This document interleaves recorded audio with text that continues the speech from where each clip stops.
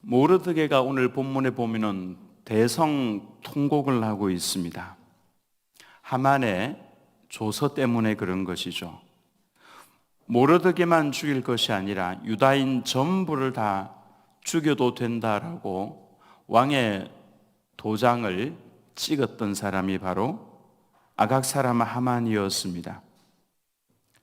역사 속에서 사탄의 사주를 받은 권력자들이 많이 했던 것이 바로 유다인을 말살하는 것이었죠. 이런 면에서 하만은 하나님의 대적자라고 할 수가 있습니다. 그런데 세상의 권력이 하나님의 백성을 진멸하려고 했던 것은 역사 속에서 늘 있어 왔던 일입니다. 우리나라만 해도 일제강점기 시절에 교회를 핍박했습니다. 불을 질렀습니다. 죽였죠. 많은 성도들을 죽였습니다. 6.25 때도 권력자들이 교회는 다 불태웠습니다. 성도들은 다 죽였습니다. 지금도 북한과 같은 이 폐쇄 국가 그리고 이슬람 국가에서는 기독교인을 말살시키기 위해서 눈에 불을 켜고 있습니다.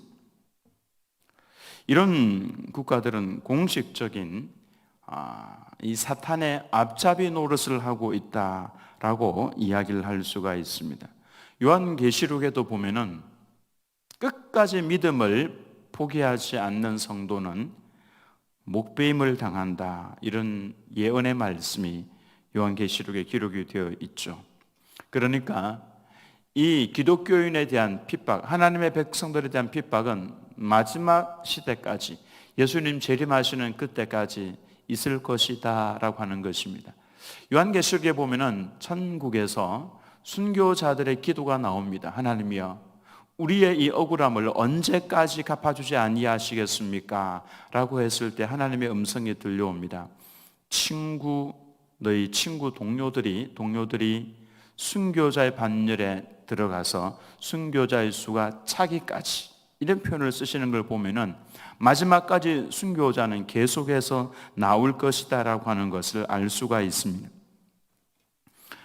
아시다시피 주기철 목사님도 일본의 그 악한 자들의 손에 의해서 순교를 했습니다. 손양원 목사님도 공산주의자들에 의해서 순교를 당했습니다.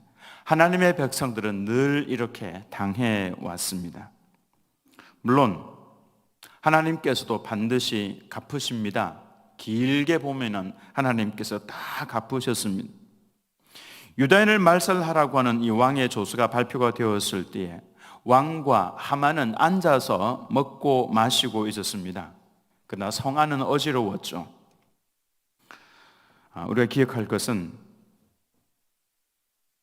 왕의 명령이 떨어졌고 조서를 찍었고 왕의 명령이 떨어졌고 전 국도로 전 나라로 다 전파가 되었습니다. 이것은 곧 이스라엘 백성들은, 유다인들은 100% 죽임을 당할 것이다. 권력자들이 명령을 내리면 그게 끝난 겁니다. 아무리 부당하다고 할지라도 권력을 가지고 군사력을 가지고 있는 자들이 명령을 내리면은 그건 이루어지는 겁니다. 그러니까 유다인들은 이제 끝날 때가 다가온 겁니다. 이러할 때 모르드게의 행동을 우리가 유심히 볼 필요가 있습니다. 모르드게가 어떻게 했습니까? 그는 옷을 찢었습니다. 그리고 굵은 배를 입었습니다. 그리고 재를 뒤집어 썼습니다. 전형적인 회개하는 모습입니다. 옷을 찢었다, 굵은 베옷을 입었다, 재를 머리에 뒤집어 썼다. 이거는 하나님 앞에 철저하게 엎드려서 통곡하며 회개하는 모습, 우리가 범죄했습니다. 이 놈이 죽일 놈입니다. 우리가 하나님 앞에 죄악 가운데 빠져 있었기 때문에 이와 같은 조서가 내린 겁니다 라고 하는 것을 모르드게가 엎드려서 기도하고 있는 것이죠. 그는 성중에 나가서 대성통곡을 하면서 대궐 문 앞에까지 나아갔습니다. 근데 모르드게만 그렇게 한 것이 아닙니다. 3절 말씀을 같이 읽습니다. 시작. 왕의 명령과 조서가 각 지방에 이름에 유다인이 크게 애통하여 금식하며 울며 부르짖고 굵은 베옷을 입고 제 누운 자가 무수하더라. 대성통곡했습니다. 애통해했습니다. 울었습니다. 부르짖었습니다. 이것이 유다인들이 위기를 맞이한 모습이었습니다. 6.25 때 우리나라 하나님의 백성들도 부산의 부전교회에 모였습니다. 부전교회에 모여서 우리가 범죄했습니다 라고 하나님 앞에 엎드려서 통곡했습니다. 죄악을 막 기록을 했습니다. 그리고 그 읽으면서 읽고 또 읽었습니다.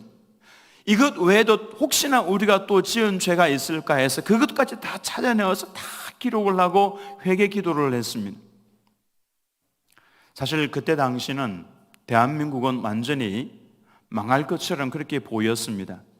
대구 이 지역과 부산 지역만 남겨놓고 다 공산당 손에 의해서 다 점령을 당한 때였죠. 끝난 것이나 마찬가지입니다만 하나님의 백성들이 그때 통곡을 하면서 울었습니다. 회개했습니다. 놀라운 기적의 역사가 일어났죠. 인천 상륙작전 성공하면서 전세가 바뀌어지기 시작했습니다. 단순히 군사력만 가지고 전략만 가지고 했던 것 아닙니다. 영적인 눈을 가지고 볼 수 있어야 합니다. 하나님의 백성들이 내 가슴을 치면서 우리 한국교회의 죄악을 가슴에 품고 회개 기도하면서 통곡을 하면서 울었다라고 하는 것입니다. 그리할 때 하나님께서 교회의 기도의 소리를 들으시고 이 민족의 기도의 소리를 들으시고 이곳에 하나님의 그 승리의 모습, 반전의 모습을 보여주셨던 것이죠. 마찬가지입니다. 유다인들의 기도하는 이 모습, 이걸 딱 보면은 무슨 일이 일어나겠구나라는 생각이 듭니다. 무슨 일이 일어나겠구나. 우리가 하나님 앞에 엎드려서 기도할 때에 이런 생각이 들 수 있도록 기도를 해야 됩니다. 그냥 대충 기도하고 그냥 잠깐 앉아 있다가 그렇게 하면 누가 바라봐도 무슨 일이 일어날 것 같은 생각이 안 듭니다. 여러분 자신 한번 잘 살펴보시기 바랍니다. 내가 엎드려서 기도하고 있으면 무슨 일이 일어날 것 같습니까? 이 질문을 여러분 자신에게 한번 던져보시기 바랍니다. 모르드게가 대성통곡을 하면서 그 길을 걸어갔습니다. 왕궁 앞에까지 갔습니다. 왕궁 안에는 못 들어갑니다. 굵은 베옷을 입은 사람은. 유다인들이 여기저기에서 울며 부르짖고 굵은 베옷을 입고 재에 들어 누웠습니다. 일이 일어나도 크게 일어나겠구나. 사실 누가 봐도 하만이 승리할 것은 뻔한 겁니다. 군사력 동원해서 다 유다인들 쳐서 죽일 겁니다. 조만간 그 일이 일어나겠죠. 그러나 유다인들의 이 모습을 보니까 이건 하나님께서 어떤 일을 행하시겠구나라는 생각이 들었다 이겁니다. 우리는 눈앞에 결론이 뻔하게 보인다고 할지라도 그래도 하나님의 백성들은 부를 수 있는 이름이 있다는 것에 대해서 감사해야 합니다. 한번 따라서 해보겠습니다. 하나님 아버지. 제가 이렇게 하니까 주무시고 계시던 분도 따라서는 합니다. 보니까 하나님 아버지를 하세요. 제가 놀랐습니다. 지금 고생을 오늘 너무 많이 했습니다. 설거지 정말 땀을 뻘뻘 흘리면서 고생을 많이 하셨어요. 식사 준비를 정말 열심히 해주셨습니다. 고맙습니다. 그래서 그냥 주무셔도 말씀 안 드리겠습니다. 우리는 마지막까지 부를 수 있는 이름, 그 이름, 흔들 수 있는 깃발이 있다는 게 얼마나 감사한 일인지 모릅니다. 정부에 의해서 완전히 다 죽게 된 유다인들이 그 마지막 순간에 여호와의 이름을 부를 수 있다는 거, 이게 엄청난 하나님의 은혜입니다. 우리는 마지막까지 붙들 수 있는 거 주의 이름 아닙니까? 예레미야 33장 2절에서 3절 말씀을 한번 같이 읽겠습니다. 시작. 이를 행하시는 여호와, 그것을 만들며 성취하시는 여호와, 그의 이름을 여호와라 하는 이가 이와 같이 이르시도다. 너는 내게 부르짖으라. 내가 네게 응답하겠고 네가 알지 못하는 크고 은밀한 일을 네게 보이리라. 이를 누가 행하시냐 하면은 하나님께서 행하신다는 겁니다. 하나님께서 성취해 나가신다는 겁니다. 이 말씀을 보면은 국가 권력이, 왕이 아무리 큰 권력을 가지고 명령을 내린다고 할지라도 놀랍게도 일을 행하시는 분은 왕이 아닙니다. 하나님이십니다. 그러니까 너는 내게 부르짖으라고 하는 겁니다. 내가 너에게 응답을 하겠다라고 하는 것이죠.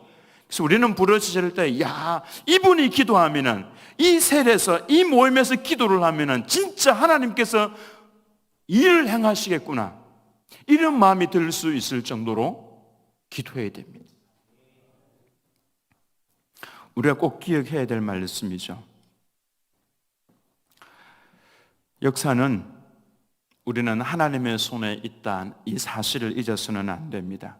악한 자들이 형통해 보이는 순간이 있습니다. 그러나 끝까지는 가지 못합니다. 악을 행하는 자들이 끝까지 가는 법이 없습니다. 두고 보십시오.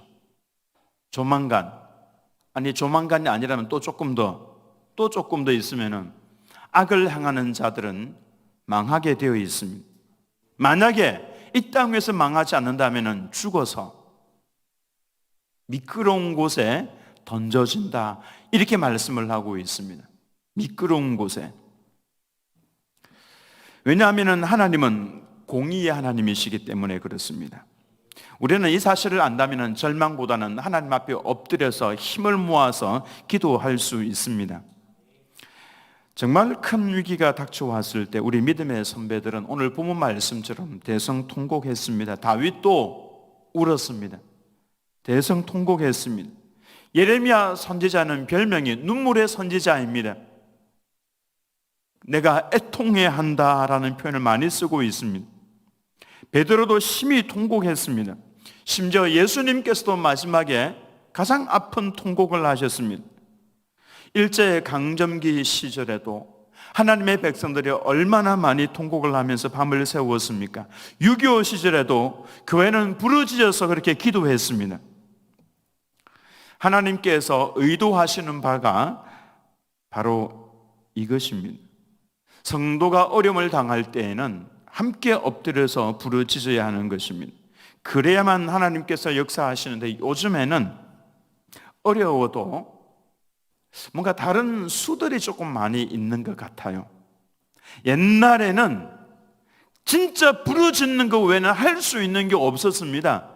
그래서 이 민족의 복을 많이 받은 겁니다. 진짜 그거 외에는 할 수 있는 게 없어서 엎드려서 많이 부르짖고 했습니다. 근데 지금은 이러저러하게 방법들이 많아서 부르짖지 않아도 나름대로의 해결책들을 많이 가지고 있어서 잘 안 엎드리는 것 같습니다. 점점 영적으로 약해져가는 분위기라고 할 수가 있습니다. 모르드게는 왕궁 앞에까지 나아가면서 통곡을 했습니다. 체면도 내려놓고 자존심 다 내려놨습니다. 네, 하나님께서는 바로 이 모르드게와 같은 이 기도의 모습을 필요로 하셨습니다. 모르드게의 그 눈물을 통해서 하나님께서 일해 나가시는 것이죠. 하나님께서는 우리의 눈물을 절대로 외면하지 않으십니다. 밤마다 혼자 울고 있는 그 눈물, 말 못하는 상처, 무너진 마음, 지친 영혼, 그 지친 영혼이 주여 하는 그 소리를 하나님께서는 다 듣고 계신다라고 하는 것입니다. 사실 믿음의 사람들도 아픕니다. 믿음의 사람들도 지칩니다. 믿음의 사람들도 때로는 무너질 때가 있습니다. 그러나 차이점이 있죠. 세상 사람들은 무너지면 절망으로 갑니다. 극단적으로 갑니다만은 하나님의 사람들은 무너지면은 기어서라도 하나님께로 나아갈 수 있는 길이 있다라고 하는 겁니다. 기어서라도. 오늘 본문 말씀은 슬픔으로 가득 차 있습니다. 근데 결국 여러분, 에스더서가 어떻게 끝이 납니까? 죽을 줄 알았던 유다 민족이요, 다 살아납니다. 나중에는 울음이 기쁨으로 바뀌어집니다. 절망이 반전이 되죠. 그 시작점이 어디입니까? 그 시작점이 바로 모르드게의 통곡에 있었습니다. 모르드게의 통곡. 하나님께서는 바로 그 통곡하는 그 자리에서부터 일하기 시작하시면 우리는 강할 때에 하나님은 잘 안 찾습니다. 힘을 의지할 수 있으니까요. 잘 될 때에 기도 잘 하지 않습니다. 왜냐하면 내가 의지할 수 있는 것들이 있으니까 그렇습니다. 근데 무너질 때는 하나님을 붙들 수밖에 없는 것이죠. 그래서 하나님께서는 우리가 오직 하나님만 붙들 수밖에 없는 환경들을 만들어 가실 때가 있습니다. 병들고 나서 보통 때와는 다른 차원의 기도를 하나님께 드리기 시작을 합니다. 실패하고 나서 더 간절하게 하나님을 구하고 찾습니다. 눈물 흘리고 나서 드디어 이제 십자가를 등에 딱 짊어진다라고 하는 것입니다. 이런 면에서 모르드게 대성통곡은 절망의 소리가 아닙니다. 하나님의 은혜를 간구하는 하나님의 역사의 통로가 되는 것이죠. 보통 때와는 다른 기도의 소리였습니다. 그런데 우리 민족에게 지금 이 시대에 바로 그 기도가 필요합니다. 본문을 보면은 모르드게뿐만 아니라 각 지방에 있는 유다인들이 금식하며 울면서 부르짖고 있습니다. 공동체가 울고 있는 것입니다. 오늘날 우리나라 성도들의 모습은 개인화가 너무 많이 좀 심화된 것 같습니다. 내 문제가 중요하고 내 자녀가 중요하고 내 형편이 중요합니다. 갈수록 이제 개인적인 어떤 그런 신앙의 모습들 심화되고 있습니다. 근데 이들은 민족을 위해서 울었습니다. 민족이 한 마음이 되어서 울었습니다. 하나님께서 원하시는 게 바로 이겁니다. 교회가 한 마음이 되는 것. 각자 도생이 아니라 한 마음이 되어서 주의 이름을 부르는 것. 그래서 하나님께서는 신앙 공동체의 교회에 한 마음이 되어서 부르짖을 수밖에 없는 기도의 제목들을 허용을 하십니다. 그냥 우리가 서로 모여서 한 마음이 되어 서로 사랑하며 기도하면 그런 일이 없어도 상관이 없습니다만은 워낙 교회가 마음이 하나가 안 되면은 하나가 될 수밖에 없는 기도의 제목들을 주실 때가 있습니다. 제발 좀 하나가 되어라 라고 하시는 하나님의 아픈 마음이라고 할 수가 있습니다. 가장 좋은 것이 민족 전체를 위해서 교회들이 한 마음이 되어서 우는 것입니다.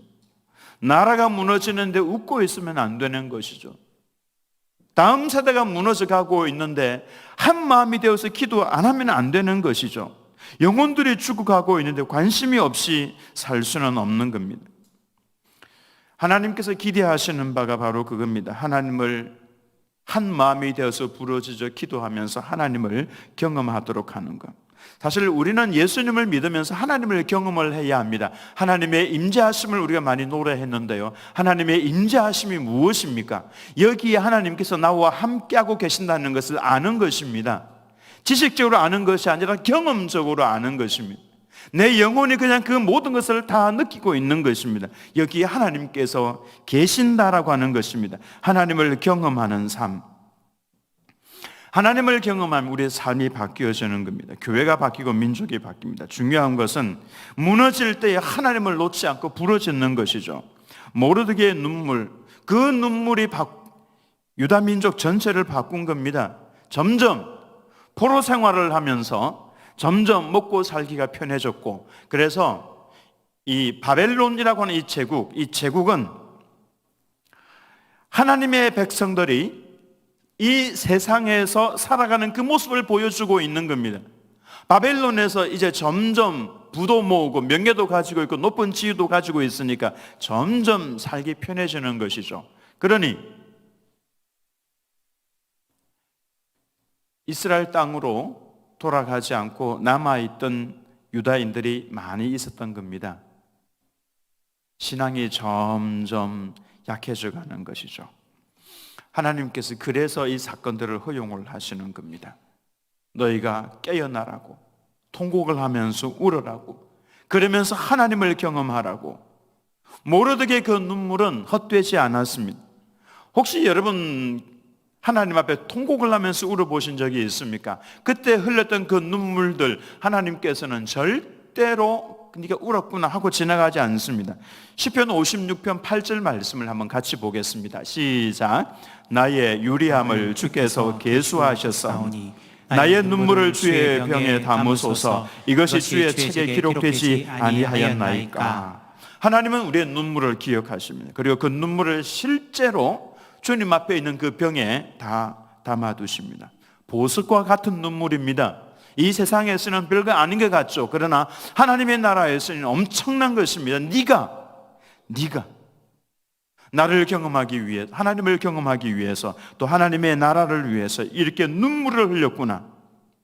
그래서 병에 담으시고 기록도 하신다라고 하는 것입니다. 내 아들 누구누구가 이러한 일로 인해서 내게 기도하며 눈물을 흘렸다. 기록을 다 해놓으시는 겁니다. 오늘 무너진 마음이 있습니까? 그건 하나님께서 울라고 주시는 겁니다. 아픈 일이 있습니까? 하나님 앞에 울라고 주시는 겁니다. 서로 위해서 기도하면서 하나가 되라고 주시는 겁니다. 바로 그 눈물의 자리에서부터 하나님께서는 세워나가실 겁니다. 여러분에게 여러 가지 이러저러한 기도의 제목들이 있음에도 불구하고 대충대충 그렇게 하지 마시기 바랍니다. 가슴을 치면서 하나님 앞에서 한번 울어보시기 바랍니다. 거기에서부터 하나님의 역사가 일어나기 시작할 것입니다. 오늘 모르드게가 대성통곡하면서 눈물을 흘리는 이 모습을 보면서 우리 장로님들도 가슴을 좀 치시기 바랍니다.